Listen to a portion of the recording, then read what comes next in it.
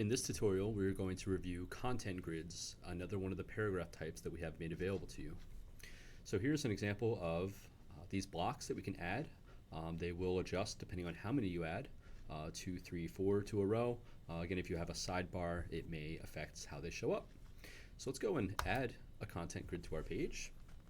So in our dropdown, we're going to go to our content grid, adding a new one. I do have another one up there. Thing to know is that you can always add another item to one content grid. There's no reason to have more than one unless you want to break them up with a video in between or some other item. So once we have our content grid cell set, I'm just going to add a heading. These will also take images if you want to put images in there. I've got some ipsum lorem text, and then we're going to add a button.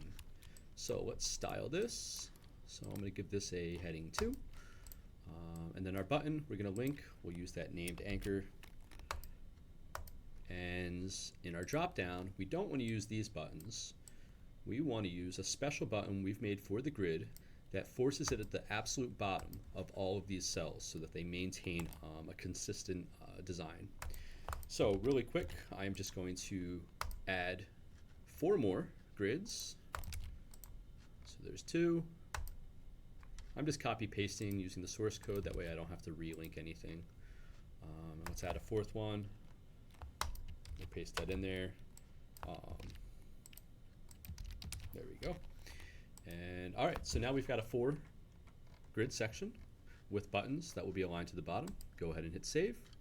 All right, so here's the first example that I showed you that I had already set up on the page. Here is the other example. So that 4th grid puts itself down the next line.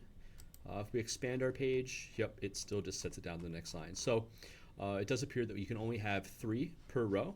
So I recommend that if you're going to add these, to just remain consistent in having them in sets of 3.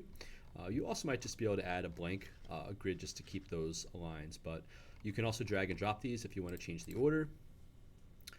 So if I go back into my grid, we'll minimize my page again. I can drag these headings around to change the order of them if you wanted to change the highlight. So we hope that this tool is helpful for you. Feel free to reach out if you have any questions.